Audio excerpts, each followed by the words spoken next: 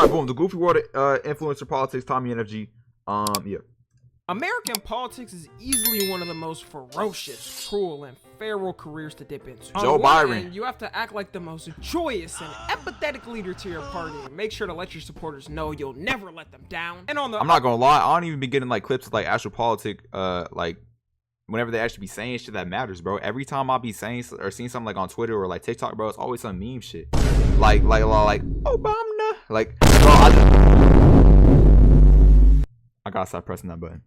Other end, once you actually win, respond to all your supporters who are mad you never fulfilled any of your promises. Growing up, I never really cared about politics because I was child. Like nowadays, there be kids that be caring about political issues, bro. Go have a childhood, little bro. Play some Fortnite and eat muchly while watching where these kids at? Podcast like a regular Gen Alpha kid. And while growing up watching YouTubers, you never really heard their political view because no one really cared. Like we're trying to watch an entertaining video and not watch the news. But recently, in the past couple of years, and especially now since the election as recording this is a month away, a lot of influencers all of a sudden have been becoming political and are letting everyone know who they're sliding for. Whether they're right wing, left wing, Red Bull gives you wings. It's almost as if influencers who pick their gang now have to defend the presidential candidate like they're actually them. Because the internet sees you supporting them as you saying you basically support everything they do. But the main question I had is, why is this happening all of a sudden? I mean, it's not like social media just blew up this year. We've had a solid 4 Nah, that is kind of weird. Wait a goddamn minute, bro. Did we like go through a fucking portal, bro? Like, no, like actually, because now that I'm thinking about it and he's bringing it to my attention, I really didn't see that many political views, like especially on social media. Granted, social media was in its younger days, like, you know, 2012 and 2016. It had been a while, or been around for a while, but there wasn't many like political views. I feel like 2016 was low-key when it started, but I don't know, man. It's just like 2020 and this 2024 election. So I want to get started from when everybody got an opinion. When Biden got elected, all of social media threw a party, happy that the tyranny of Trump for years was finally over. I'm not saying that was my view, but that was the universal view from people online. Plus, he was kind of coming out of the most controversial presidency. Oh yeah. COVID just wasn't a good look to people. Supposing we hit the body with a tremendous, whether it's ultraviolet or just very powerful light. And I think you said that hasn't been checked, but you're going to test it.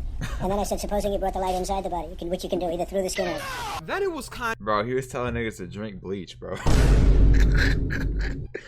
Drink some bleach and you'll be good. And, chill. I feel like you didn't hear much about Biden's whole presidential run up until 2022 when inflation started to clap the cheeks of everyone. And you saw videos of him constantly stuttering at speeches, falling down 4 steps of stairs. Then slowly, one by one, you started to see more and more celebrities, influencers, or whatever say their support for Trump. Which is when a split started to happen online between the influencers who supported Biden/Kamala and the influencers who supported Trump. And the reason I think all of this random Trump support for it's just so retarded, started to happen was because between 2016 to 2021, like, let's be honest with ourselves here, all right? If you showed even a lick of support for Trump as a celebrity, influencer, or whatever back then, bro, you was getting slaughtered. Oh my god, bro. Can we talk? I was just about to mention Kanye, bro.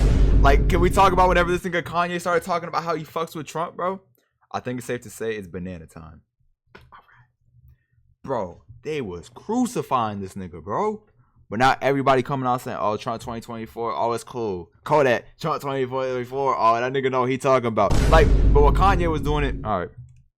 I remember when Kanye started supporting him, and holy this man was the punching bag for the rest of the year. He still ain't recovered. He lost potential sponsorships and all of his celebrity friends. Which, if you're a person that gets so mad at your friend for their political view that you stop being friends with them, you're a loser and immature as can be. And I feel like Kanye was the example to influencers who maybe did like Trump on why they wouldn't say it online. But when people had things to actually complain about Biden and saw how bad he was doing, some influencers finally felt like it was time and comfortable coming out the Trump closet. You had the Nelly Boys do a podcast with him, Logan Paul do a podcast with him, Aiden Ross do a stream collab with him, and more influencers that no one really cares about. Do not come. I guess. Then for the Kamala side, I feel like as soon as Biden got booted out, bro, this is so sad, my nigga. Like, can we like actually be serious for 1 second, bro? This nigga is like 100 years old, bro. He's barely able to function. Niggas want him to be president still, bro. Like, it's just so crazy. And they expect him to do presidential things when he can't even fucking take care of himself.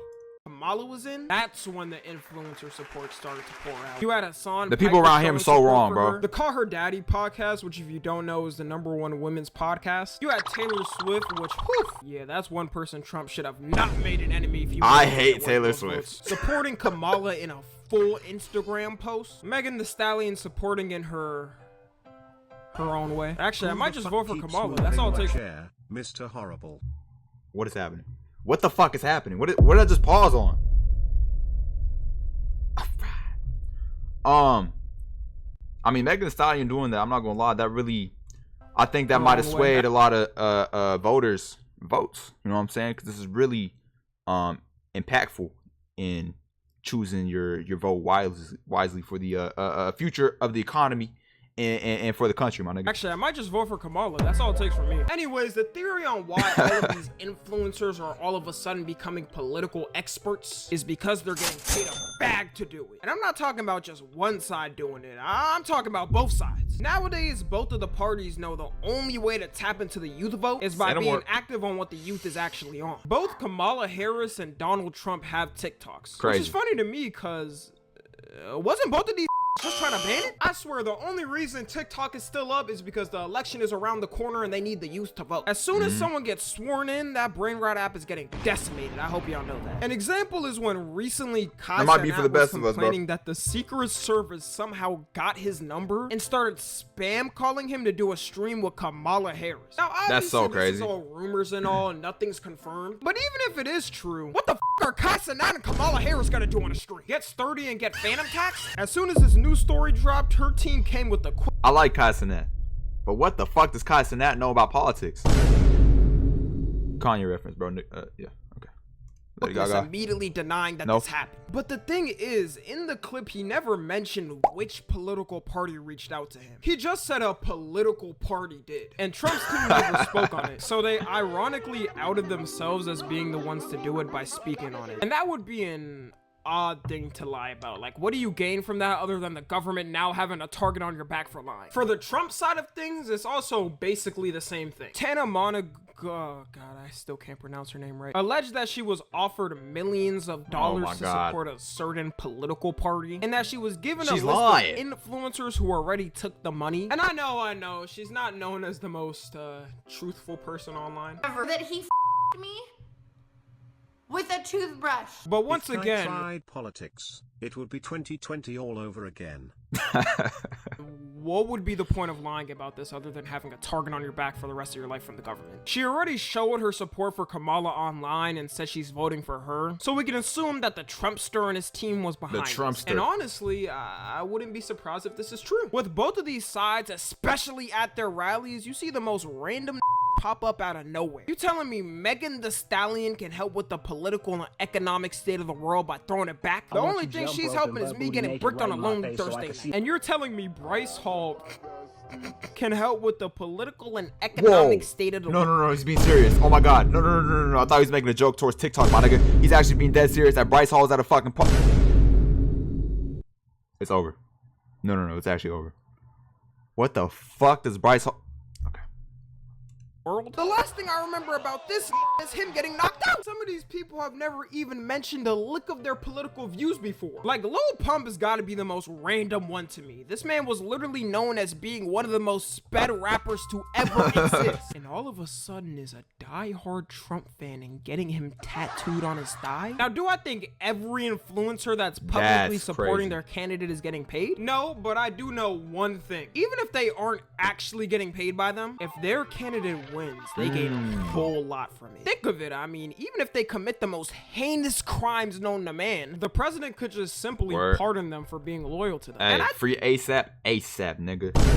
Didn't know this until now, but if the president wanted to, they can pardon someone who's a serial killer. I'd be damned if my loved one died and the killer gets pardoned because the president with them. Wonder if they thought that one through when writing the Constitution. Like, Trump most notably pardoned Lil Wayne and Kodak Black right before he left. And Lil Wayne was gonna get 10 years, so no wonder he's supporting him. And whoever's supporting the president, what the fuck is about to get 10 years about to get the best tax benefits of all time. All they gotta do is sit there and be like, Man, don't even worry about these. You're not paying nothing. We'll just make everyone else pay it and send it to Israel. That's the American government in a nutshell. You can't tell me that presidents don't be doing that. Hey, this nigga funny, I think bro. that's why Elon Musk has actually been riding Trump for the past year. Like, this man just isn't a Trump supporter, he's a Trump soldier. Trump could tell him to get on his knees and suck him off at the rally, and without a heartbeat he's doing it. This man is one of the richest people in the world, if not the richest. I know for a fact he gets mad when he sees how much he owes in taxes. And Trump is known as the one I can't even imagine that. That's sick. These taxes, we're not paying them anymore. So I think this is what he thought. He had the choice between the woman who says she's gonna charge him more if she gets elected, or the guy who said he's gonna charge him less. And I've never seen someone so thirsty for male validation as Elon Musk. Oh, hey, he got a plan, bro. You can tell who he picked by now. The one president who couldn't climb a flight of stairs, and another who was fist pumping after getting shot. America. Fight, fight, fight! The issues that pop up when these influencers endorse somebody is when they actually get to talking about politics. They have no clue what they're saying. Like, with politics, you have to know what you're saying is 100% confirmed, or you're just gonna look like an idiot to the masses. Which is why I really don't speak on it. I mean, I have my views, I might say a thing or two I agree or disagree with, but I'm not loyal to anyone. And even then, later on, it could turn out that the info you had was fake or false, and you end up looking stupid. But that might be given too much leeway about how much they care about it. Like, I highly doubt Aiden Ross is looking into Trump's policies and the intricacy of it. And I highly doubt Megan Thee Stallion is looking into Kamala's policies and the these two definitely got paid crazy to do this. Intricacy of it. I think politicians actually know how dumb Gen Z is, and that's why they're focusing on influencers. Because it may not be you, but there's people out there that whenever they hear who their favorite celeb, influencer, artist, or whoever is voting for, they'll immediately vote for the same person just because. Yeah, that's insane, like bro. In the Aiden Ross and Trump stream, we live in a Aiden generation brings of up bots. Young Thug and how he's being treated, and then Trump talks about how Young Thug is being treated unfairly and that he's got to be treated fairly. Like, what does Trump know about Young Thug? He was not bumping lifestyles a kid. That statement